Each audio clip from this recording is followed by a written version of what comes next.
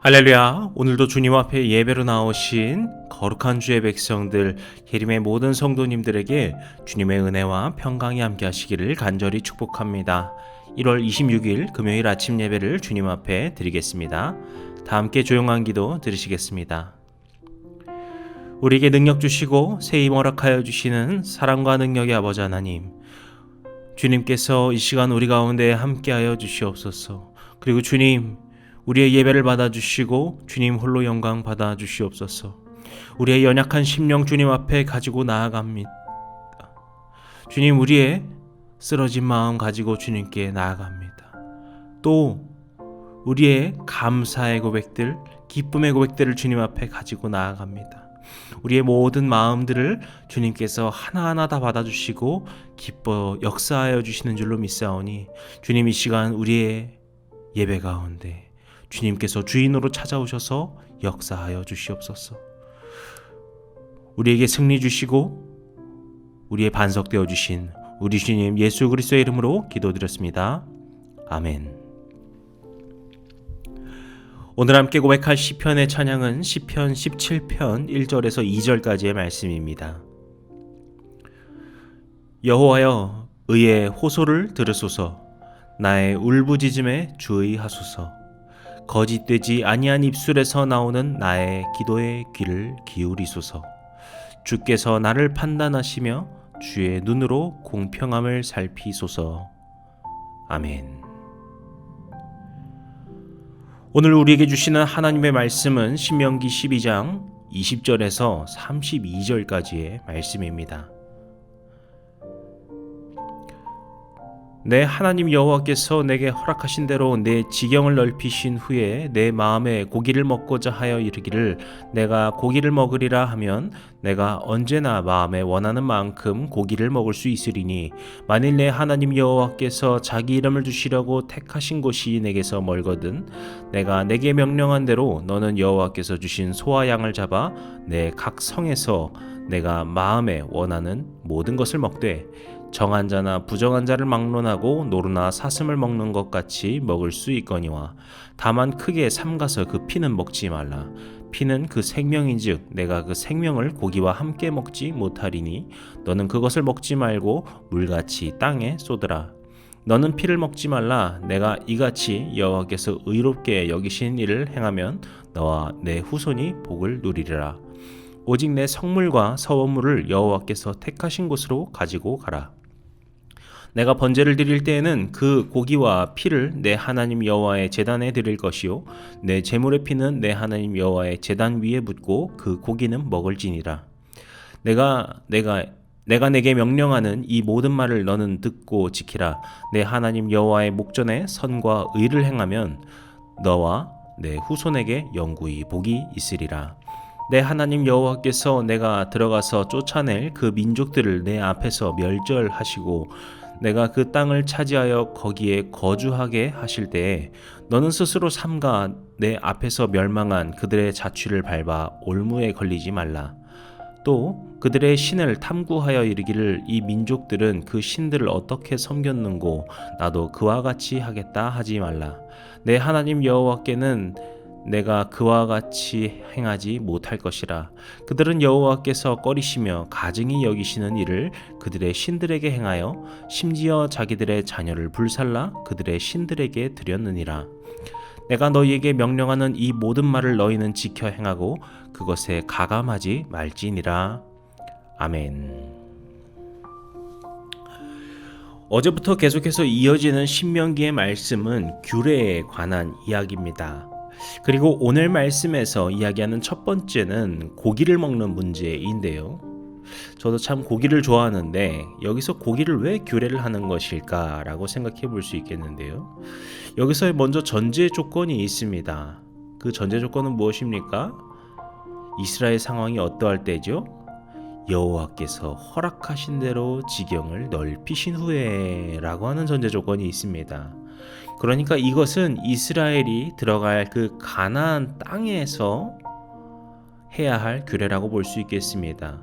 이미 이런 일이 생겨서 이렇게 하라는 것이 아니라 앞으로 벌어질 일에 대해서 말하고 있는 것이죠. 저는 이 점이 참 인상 깊었습니다. 지금 이스라엘 백성들은 가나안에 간 것이 아니에요. 하지만 하나님께서는 이미 그곳에 갔을 때의 규례를 말씀하시고 계십니다. 그곳에서 그 지경이 다 넓어질 것을 약속하시고 그것을 말씀하고 계시는 거예요. 이렇듯 하나님께서는 우리를 향한 계획을 이미 이루어가고 계시는구나 라는 생각을 하게 됩니다. 근데 어쨌든 간에 여기서 하나님께서는 고기를 먹을 때의 규례를 말씀하신다라는 것이죠. 이제까지 이스라엘 사람들은 광야를 지나면서 예물의 고기를 제외하고는 고기를 먹을 수가 없었습니다. 왜냐하면 그 동물을 도살하는 그 행위를 매우 중요하게 여겼기 때문이죠. 기본적으로는 하나님을 향한 예물로서 드리는 것이었고요. 그리고 이제까지는 성막에서 제물을 바치면서 그 일을 했었고요. 그렇기 때문에 광야의 성막 생활에서는 그게 그다지 문제가 되지 않았어요. 다 같이 모여 살았기 때문이죠. 하지만 그들이 가나안에 정착하게 되면은 이제 땅의 여러 곳에 흩어져 살게 되는 것인데요. 그때부터 갑자기 성막에서 멀리 사는 사람들은 고기를 먹기 어렵게 되는 것이죠. 당시에 뭐 운송 수단이 있습니까? 뭐 보존 수단이 있습니까? 그러니까 그 성막에서 멀리 있는 사람들은 그 고기 한번 먹으려고 가다가 고기 한번 제대로 못 먹는 문제가 생기는 것이죠. 그래서 이전까지 성막에서의 생활, 그 광야의 성막 생활에서는 중앙에서 관리하는 체계였다라고 하면은 가나안에서 여러 땅에 흩어져 정착하게 살게 되었을 때는 또 다른 해결점이 필요했기 때문에 이 문제를 해결하기 위해 도살에 대한 제도를 말씀하고 계시는 것입니다. 그리고 바로 이것이 본문 20절부터 28절까지의 이야기입니다. 저는 이 부분을 보면서요, 하나님의 참 세밀하시다라는 것을 생각합니다. 이것을 편의상으로 생각하면요, 그냥 아무도 못 먹게 해버리실 수도 있을 거예요. 고기 먹지 마 이렇게 해버리실 수 있는 것이죠. 반대로요, 이제 흩어져 사니까 알아서 해 라고 하실 수도 있을 거예요. 하지만요, 이스라엘은 아직 너무나도 연약한 아기와 같은 믿음 상태거든요. 그렇기 때문에 그들에게 너무나도 강압적인 것도 어렵고요. 그렇다고 너무 아무렇게나 방임을 해버려도 이것은 문제가 되는 것이죠. 그래서요, 하나님은 이런 부분들을 하나하나 세밀하게 준비시키시는 과정을 볼 수 있습니다. 그리고 그 준비시키시는 그 세밀한 준비의 핵심은 무엇입니까? 28절에 말하는 것처럼 너와 내 후손에게 영구히 복이 있으리라. 그들이 이런 것들을 잘 지킴으로써 더욱더 하나님을 잘 믿는 주의 백성으로 거듭나서 그들이 주의 축복을 영원토록 누릴 수 있도록 주님께서 바라고 계신 것이죠. 이것은 우리를 향한 하나님의 계획이 바로 그러한 것입니다. 주님께서는요, 우리를 대충 내버려 두지 않으십니다. 그렇다고 우리를 막 억압하고 통제하시도 않으십니다. 우리의 정말 세밀한 몸짓 하나하나까지도 주님께서는 돌보고자 하시고요, 그것을 어루만지고자 하시지만 주님께서는 그것을 강압적이지도 방임하지도 않으면서 우리를 잘 인도해 나가시는 과정을 우리는 알 수 있습니다. 그래서 우리가 주님을 믿고 주님께 순종한다라고 하는 것은 바로 그러한 주님의 그 부드러운 손길 아래 나아가는 것인 줄로 믿습니다. 우리를 그렇게 인도하여 주시고 우리를 비춰주시는 등대가 되셔서 우리를 거룩한 주님의 축복의 자리로 인도하여 주시는 그런 우리의 주인 되신 여호와 주님을 붙들며 나아가시는 그런 우리 모든 성도님들 되시기를 축복합니다. 그럼 또 29절부터 무슨 이야기일까요? 29절부터 마지막까지는 이방 종교에 대한 문제입니다. 이 역시 하나님께서 세밀하게 준비하시는 것을 볼 수 있는데요. 우리가 근데 이 점에 대해서 좀 단순하게 생각하면은요, 이스라엘 백성들 이제까지 하나님께서 인도하셨거든요. 그런데 어떻게 주님을 저버리고 이방신을 섬긴다고 할 수 있을까? 이렇게 생각할 수 있어요. 그런데 우리가 성경에서 보면 아실 수 있듯이 이스라엘 백성들은 이 문제에 계속해서 넘어지게 되고요.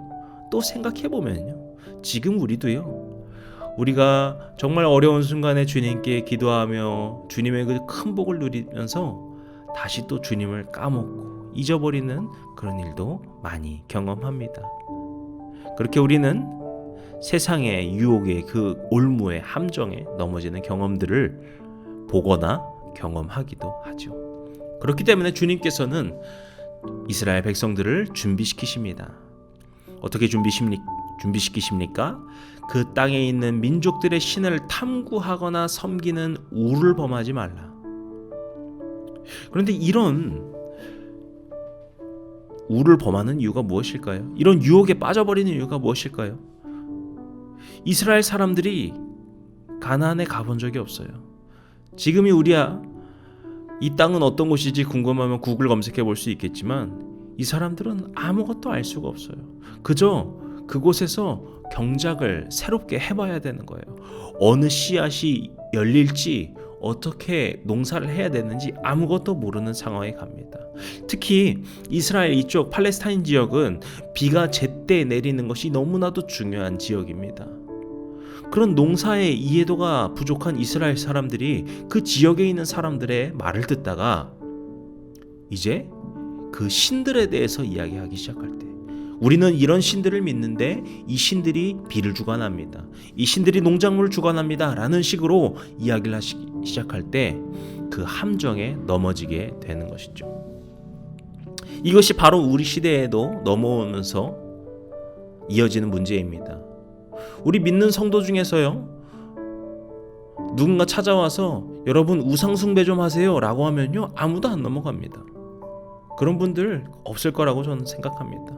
하지만요, 사단은 이렇듯 교묘하게 마치 이것은 꼭 필요한 것처럼 넘어옵니다. 지금은 예배 좀 빠져도 돼. 지금 잠시 교회랑 멀리 있어도 괜찮아. 잠시 믿음 생활을 저버리고 지금 잠시 이 정직함을 저버리고 그렇게 주님의 모습과 멀리 있어도 이 세상의 원리상 지금은 어쩔 수 없는 거야. 끊임없이 타협하고자 하고 그렇게 우리를 유혹시키고 있습니다. 그런 가운데서 우리는 바로 준비해야 하는 것이죠. 그 세상의 방법에 넘어가는 우를 범하는 것이 아니라 그런 가운데서 오직 주님의 말씀에 더욱더 귀 기울이고 순종하며 그것을 지켜 행하는 삶을 살아야 할 것입니다. 그래서 32절에 말합니다. 내가 너희에게 명령하는 이 모든 말을 너희는 지켜 행하고 그것에 가감하지 말지니라. 가감하지 말라. 무슨 말입니까? 주님께서 말씀하신 그것에다가 무언가를 또 첨가하거나 그것을 또 빼거나 하지 말라는 거예요. 오직 주님의 말씀에 귀 기울이고 순종하고 지켜 행하는 삶을 살아야 한다는 것이죠. 오늘 우리가 이 말씀을 깊이 묵상하면서 주님, 오직 주님의 말씀에 귀 기울이고 순종하며 살게 하여 주시옵소서. 이러한 고백으로 나아가시는 예림의 모든 성도님들 되시기를 주님의 이름으로 간절히 축복합니다. 기도하시겠습니다. 우리에게 능력 베풀어 주시는, 또 우리 가운데 큰 힘 부어주시는 은혜의 아버지 하나님, 주님께서 우리를 인도하여 주심을 믿으며 오직 주님의 그 세밀하신 음성과 그 인도하심에 따라가는 그런 주님의 거룩한 백성들 될 수 있도록 도와주시옵소서. 어떠한 순간에도 주님만을 바라고 주님만을 기대하는 그러한 주님의 백성이 될 수 있도록 우리의 마음을 굳건히 붙들어 주시옵소서. 주님께 감사드리고 주님께 간절히 구하며 모든 말씀 예수님의 이름으로 기도드렸습니다. 아멘. 이제 우리 주기도문 함께 드리시고 오늘 예배를 마치겠습니다. 하늘에 계신 우리 아버지여, 이름이 거룩히 여김을 받으시오며 나라의 임하옵시며 뜻이 하늘에서 이룬 것 같이 땅에서도 이루어지이다. 오늘날 우리에게 일용할 양식을 주옵시고 우리가 우리에게 죄진 자를 사하여 준 것 같이 우리 죄를 사하여 주옵시고 우리를 시험에 들게 하지 마옵시고 다만 악에서 구하옵소서. 나라와 권세와 영광이 아버지께 영원히 있사옵나이다. 아멘.